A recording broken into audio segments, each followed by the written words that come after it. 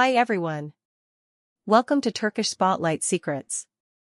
All the details are in today's video, and if you enjoy this kind of deep dive into the stories behind the headlines, don't forget to hit like, subscribe, and, if you want to support us even more, tap the join button below. Thank you for being here. Now let's get into it. The Turkish entertainment world has been shaken again, not by a rumor whispered in passing but by a choice that cut straight through public opinion and into the hearts of fans. At the eye of this emotional storm stands one of the country's most discussed, most magnetic stars, Cemre Arda. Brilliant on screen, elusive off it, Cemre has once more become the national conversation after deciding not to attend the funeral of her ex-husband Gökberk Yıldırım's grandmother. It's a decision that many see as simple and private, yet it has unfolded like a live drama, each hour bringing new reactions, new interpretations, new wounds. The event took place in Istanbul, beneath skies so heavy and opaque they seemed to press down on the city. The funeral was held in an old mosque that has watched decades pass, an austere sanctuary layered with prayers and memory. Politicians, business owners, producers, and close friends gathered in careful silence, their breath visible in the cool air. Cameras stationed at a respectful distance captured the contours of grief, a solemn procession, the rhythm of footsteps on stone, a family leaning on one another. Then came the image no lens could soften, Gökberk Yıldırım, crushed by sorrow, faltering as he stood before the coffin. His mother gripped her husband's arm as if it were the last thing tethering her to steadiness, eyes trembling beneath a veil of composure. Every murmur faded into a hush. And in that hush, a question arrived like a chill: where is Cemre? Her absence filled the space as vividly as her presence would have. It wasn't only a missing seat, or a name not called, it was a void threaded through memories and expectations. Within minutes, the story vaulted onto television screens and timelines. Some voices condemned the choice, calling it cold, even cruel.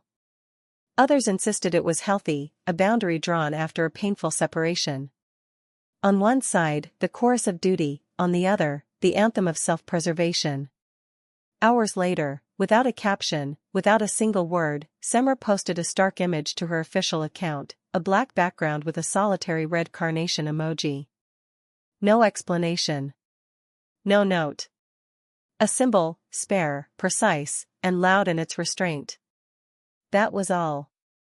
And somehow, it was more than enough to set off a feverish wave of interpretation. Fans split into camps, each camp found its proof in the silence. For some, the carnation signaled respectful distance. For others, it was too little, too late, an aesthetic gesture where they felt a human presence was needed. Television panels lit up. The circles of pundits, stylists, former co-stars, and industry insiders offered contradictory readings as if parsing the lines of a script. Was this a story of restraint or a failure of compassion? On the streets, people argued about it with the intensity reserved for a national sports match. In the comment sections, strangers rallied troops and fired back critique for critique. Cemre's name rose to the top of the trending lists and stayed there, every blink of her cursor becoming a headline. Those close to the actress insist the decision came at a cost. One friend, speaking softly so as not to turn pain into spectacle, said that Cemre weighed each consequence and knew any move would be dissected. She feared creating noise in a room meant to honor a woman she loved. She feared sparking a second wave of rumors, stares, and engineered narratives that would drown out the family's private grief. It wasn't contempt, her friends said, but self-preservation, a shield against becoming the story at a moment that wasn't supposed to be about her. Across the aisle of heartbreak, emotions within Gökberk's circle were tidal. Several witnesses say the actor confided in close friends, voice-breaking, that on a day like this, he had hoped for at least a few words. Humanity demands that much, he reportedly said. The quote, "as these things do," slipped into the open. Sympathy swelled for him, a man navigating the collision of public sorrow and private history. When the gathering ended and people moved toward the courtyard, his mother offered a statement that rippled across every platform: on such sad days, pride should be set aside. We expected a little respect. Not coming leaves wounds. She didn't name anyone, but she didn't need to. The message landed with a heavy certainty, and the debate grew louder. In seconds, the internet became an arena. Comments poured in, earnest, burning, unforgiving, tender.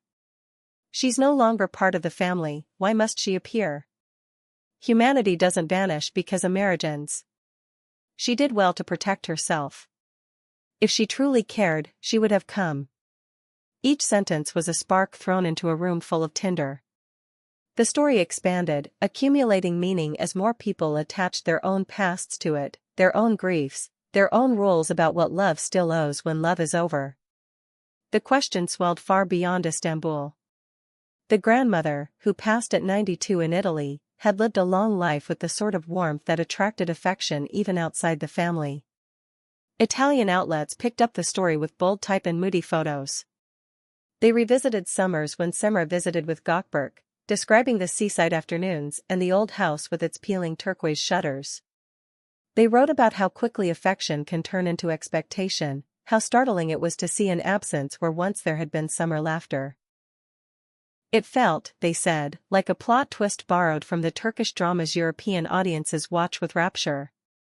And then, like clockwork, another thread of rumor unwound itself. An Italian model, once murmured to be a wedge in the marriage, reappeared in suggestive headlines. She did not attend the funeral either, but some commentators claimed that Cemre's distance would ease the family's path toward reconciling with that chapter of the past.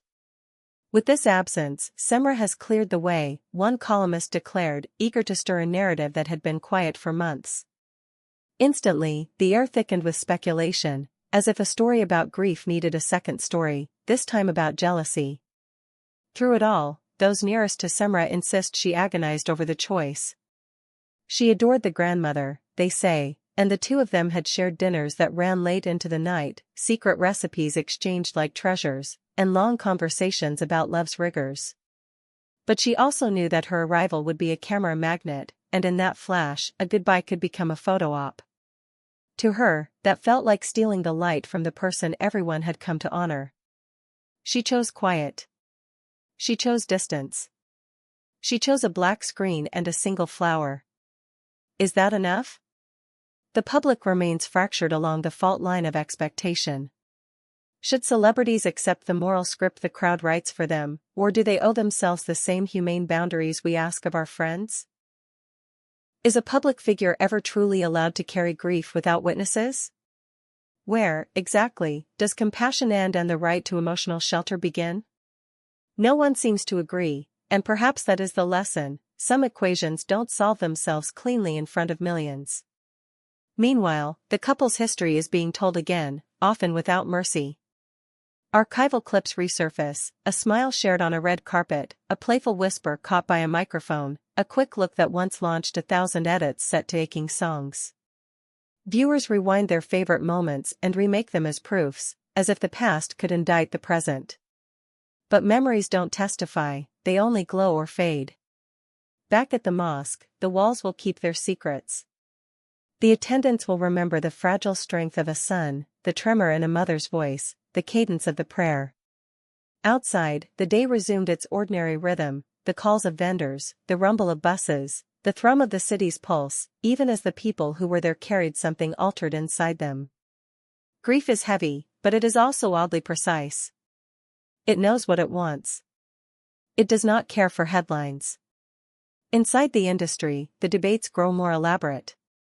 Some argue Cemre's silence was her answer, a code that can be read if we bring empathy instead of appetite. Others say public silence is often a performance in itself, a polished absence designed to stir emotion without risking vulnerability. The truth may live somewhere in between. Perhaps this was a sincere gesture designed to reduce harm, and perhaps it also landed with a thud in a place that was expecting the simplest, plainest words, "I'm sorry." As for Gökberk, friends say he's nursing his grief away from the microphone, choosing his moments carefully. They describe a man who has already lived enough under the spotlight to know that every sentence can be sharpened into a headline. He is said to be holding space for the grandmother's memory, and for the thousands of people who felt like they knew her because they knew him. In the lull, he has become a symbol in a conversation he never wished to have, a conversation that isn't about who loved whom enough, but about how we show love when love changes shape. And you, watching, have your own thoughts. You may feel Semra's choice as a painful refusal, or as a brave act of care for everyone involved. You may hear the mother's words echoing in your ears, calling for respect, for presence, for the ordinary decency that binds us across bitterness and time. Or you may see the black background and the red carnation and think, yes, there's a way to say goodbye that doesn't invite an audience. Tell us what you believe. Do you think Semra acted out of coldness, or out of dignity? What does compassion look like when the past is complicated, when the eyes of a country are watching? We want your voice in the conversation that's stirring emotions across Turkey, Italy, and beyond. At Turkish Spotlight Secrets, we're following every detail with care, and we invite you to subscribe, hit the notification bell, and click join to support the work that brings these stories to light. Your presence keeps this community alive, curious, thoughtful, and passionate about the people who make our screens glow. Suggest the next stars you'd like us to explore. Tell us which stories deserve a closer look.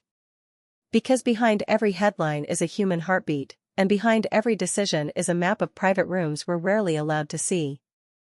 As the stage lights dim and the cameras power down, Semra Arda's silence continues to hum like a note held just beyond hearing, a reminder that in the lives of the famous, even the smallest gesture can become a national referendum.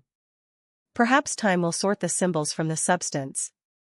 Perhaps, when the ache softens and the angles of anger wear down, we will look back and see a daughter-in-law who chose not to take up space, or an ex-wife who should have simply come and stood in the corner. Maybe both can be true. Maybe none of it is simple. Until then, a question lingers like fog on the Bosphorus: was it respect, or was it revenge? And somewhere on a screen, a black square with a single red carnation waits for an interpretation that may never come. Thank you for watching Turkish Spotlight Secrets. See you in the next video. Take care, and goodbye.